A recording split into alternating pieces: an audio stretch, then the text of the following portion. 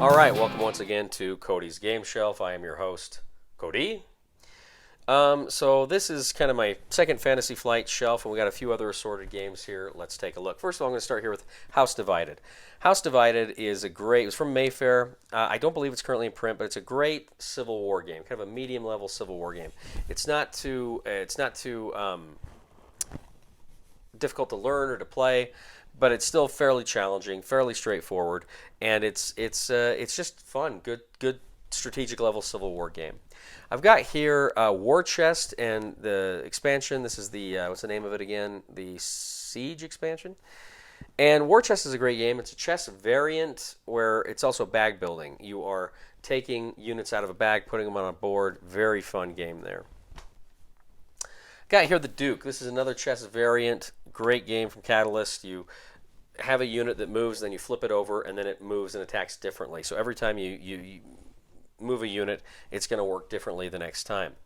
Roll It was pretty good. It's just a real simple dice game, but it's still fun and engaging. I really do enjoy that one. Okay, Shelf of Shame time. Death Angel. Had a friend of mine give me this nearly like 9 or 10 years ago. George gave me this. George and Holly. I still haven't played it. And I see it's a solitaire. I've heard good things about it. I really want to play it. And I'm ashamed I've had this game this long. Especially that it was a present from George and Holly. I'm ashamed I've had this game this long and I haven't played it. I really need to play that one. Got a simple little chess set right here. Right here I've got Scope Stalingrad, which is kind of a fun little two-player, really memory game about trying to shoot the other guy at Stalingrad, but it's pretty fun.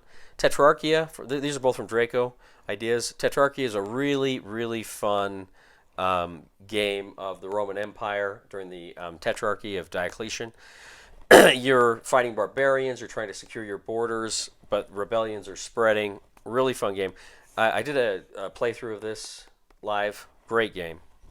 Okay, moving down to the Fantasy Flight stuff. So this is Game of Thrones, the board game, with the Mother of Dragons expansion. This is Shelf of Shame. I haven't played with the expansion. I actually have everything in the core box, but I have the expansion box for if I ever do a review. I want to take a picture of it. I don't know if that'll ever happen. I don't know if I'll ever get it to the table. I really want to. Really want to. But I just don't know when that's going to happen. But I love Game of Thrones, the board game, so that's what I got to make the time to play. Really love it. New Angeles. New Angeles is set in the Android Netrunner universe, and it is essentially when Battlestar Galactica went out of print, Fantasy Flight Game was looking for the next Battlestar Galactica, and so they made this to kind of fill that gap. And so this has got a hidden traitor in it. It's nowhere near as good as Battlestar Galactica, but it's a good game and it's a fun game. You've got a hidden traitor, but you're essentially, what I love about this game is negotiation games. I love games about negotiation. This game's all about negotiation. Two different people put out different ideas, and you're voting. Everybody has to vote on which idea works. Really a good system, fun system, and the hidden traitor stuff is a lot of fun too. Really like that one. Hidden Traitor usually wins. Not always, but usually wins that one. Eldritch Horror. I don't know that I've got all the expansions, but I got most of the expansions in these two boxes. I haven't played this in a long time. I keep thinking I gotta bust this out again and play it sometime. I kind of got expansion creep, and what I mean is so many expansions that it's kind of overwhelming the experience. So I got to kind of pick and choose, and I might just go back to doing the original stuff from the core game there.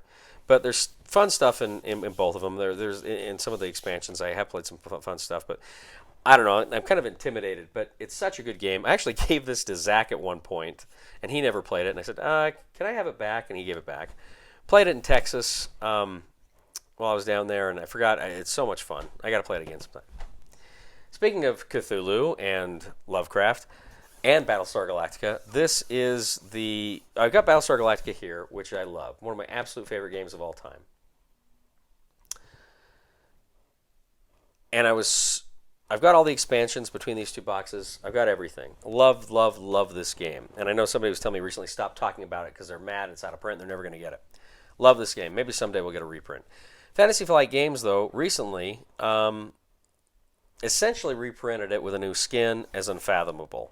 And in a lot of ways, Unfathomable actually is more streamlined than Battlestar Galactica. But I love the Battlestar Galactica theme, so I'm kind of keeping them both. And maybe for some people you only need one or the other, but I love them both for different reasons. So I'm hanging on to both of them. That may change over time. I can't see me getting rid of Battlestar. Maybe Unfathomable at some point, but I've had a lot of fun with this game too. And honestly, if I was going to teach somebody the system, I'd probably want to teach them with Unfathomable because it's an easier game, it's a more streamlined game, and then maybe graduate them to Battlestar Galactica because it's got a little more nuance there. Really good game. Sid Meier's Civilization: A New Dawn. Fantastic, fantastic game. I've also got the expansion. Terra Incognita is here in this box as well. Great civilization building game. I don't know. I've got, last time I had the Clash of Cultures game I showed you. I don't know which one I like better. I've got to play them both more. Right now I plan on keeping them both because I think they're both great games. But Sid Meier's Civilization, if it was just the core game, I'd probably get rid of it. But with the expansion, it makes it brilliant. A brilliant game. I love it with the expansion. Then, of course, we got Star Wars Outer Rim. Star Wars Outer Rim is a phenomenal game of smugglers and trying to build up your best ship, get the most, was it fame points or prestige points you're going for? Really a lot of fun. Really like that. And they're coming out with an expansion. I'm really looking forward to it. And then, of course, Star Wars Rebellion.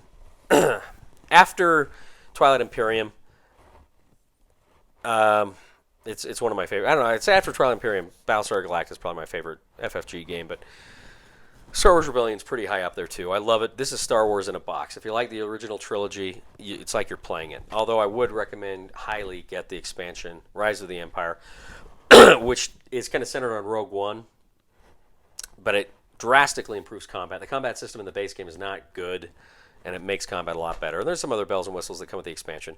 But I absolutely love Star Wars Rebellion. One of the best two-player games of all time, right up there with Twilight Struggle. Really, really love it. Okay, so that's my game shelf today. Let me know what you think of these things. Let me know if there's any of these guys you would kick off of the game shelf and why. I'm always eager to hear what you think. All right, guys, take it easy. We'll see you next time.